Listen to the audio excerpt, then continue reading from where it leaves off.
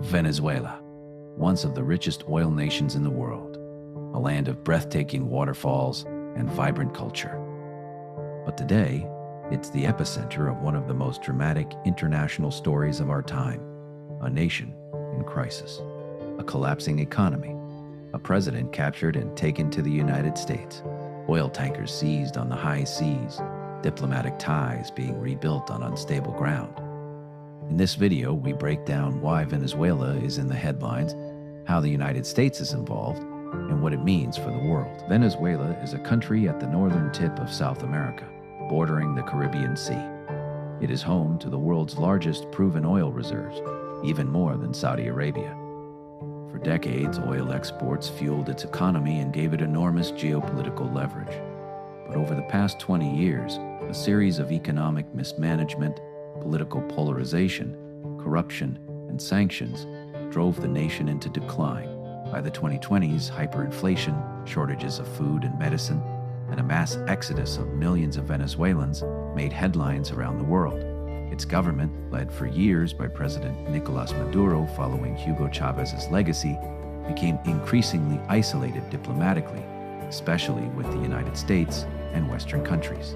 Historically, relations between Venezuela and the United States have been tense. Since Hugo Chávez rose to power in 1990, ideological differences deepened, and diplomatic ties were repeatedly broken and restored. The U.S. has imposed sanctions on Venezuela over the years, especially targeting its oil sector, which the Venezuelan government depends on for revenue. These sanctions were meant to pressure Caracas to implement democratic reforms and curb corruption, but things changed dramatically in late 2025 and early 2026, escalating tensions into open conflict and making Venezuela a headline story worldwide. On January 3, 2026, the United States launched a military operation inside Venezuela, dubbed Operation Absolute Resolve, with one clear objective: to capture President Nicolás Maduro. In a pre-dawn raid in Caracas, U.S. forces seized Maduro and his wife and transported them to the United States to face federal drug and narco-terrorism charges. The U.S. justified the operation as part of its ongoing war on drugs, claiming Maduro's government was linked to large-scale drug trafficking and criminal networks. International reactions were swift and polarized. Some supported the U.S.'s actions against alleged criminality, others condemned it as a violation of international law and Venezuela's sovereignty. Oil has always been Venezuela's most valuable resource, and now it's at the heart of the conflict. After Maduro's capture, the U.S. intensified an oil blockade on Venezuela, seizing multiple oil tankers in the Caribbean Sea that were linked to the nation's sanctioned oil exports. The U.S. Coast Guard reportedly intercepted and seized at least 5 oil tankers suspected of carrying embargoed Venezuelan crude. These naval actions are part of a broader strategy to cut off revenue streams that officials in Washington say fund illicit activities. At the same time, the U.S. has moved to control the sale and proceeds of Venezuelan oil, redirecting exports to American markets, potentially selling tens of millions of barrels under U.S. supervision. This complex dynamic, seizing some tankers while enabling controlled oil exports, highlights the economic tightrope both nations are now walking. Despite the dramatic military action, both sides are now showing signs of re-engaging diplomatically. Venezuelan interim leader Delcy Rodriguez, sworn in after Maduro's capture, announced exploratory talks with U.S. officials aimed at re-establishing formal diplomatic relations. The U.S. State Department even sent a delegation to Caracas to assess conditions, a significant step after years of hostility. Analysts say this could mark a new chapter, but it's fraught with tension. The United States still controls oil sales and holds sanctions leverage. Venezuelans are divided. Some see U.S. for power involvement as a liberation from authoritarian rule. Others view it as imperial overreach. International bodies, including the United Nations, have raised concerns about the legality of unilateral military action without UN authorization.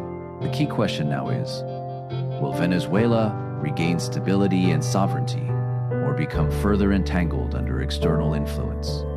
The Venezuela-U.S. story is not just about two countries, it's about power, resources, law, and morality.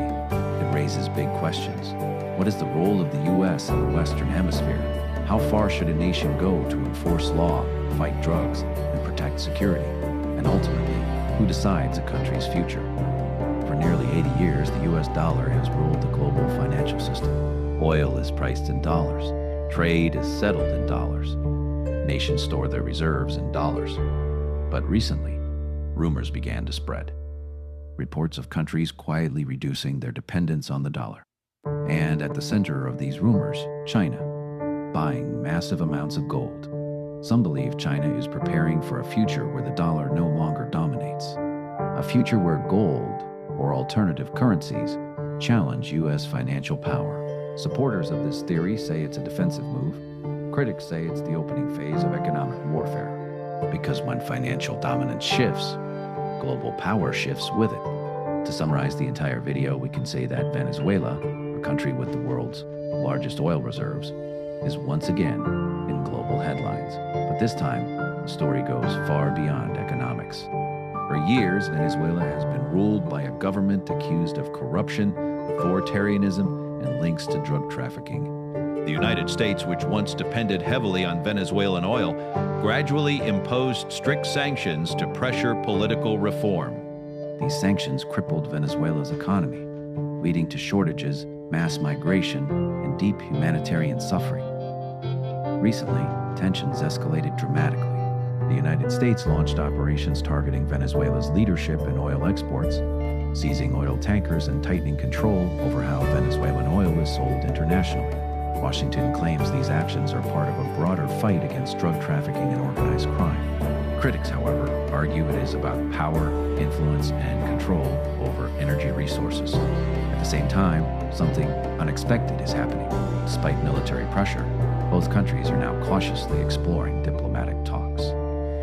Venezuela's new leadership has signaled willingness to rebuild relations with the United States, hoping sanctions relief could revive the economy. The U.S., on the other hand, sees an opportunity to stabilize oil markets while reshaping Venezuela's political future. The situation leaves Venezuela at a crossroads. Is this the beginning of recovery and reform, or the start of a new chapter of foreign influence? One thing is certain: Venezuela's crisis is no longer just a national issue. It is a global story of oil, power, and geopolitics. History rarely announces itself when it is about to change. Most of the time, it begins with silence, with rumors, but with shifts that seem small until they are not.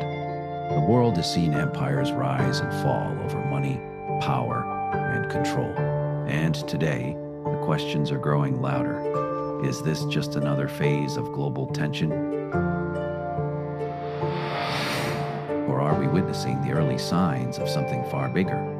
If you found this video informative, make sure to like it and subscribe to the channel, because the stories shaping tomorrow are unfolding today. And tell us in the comments, do you believe the world is moving toward a new global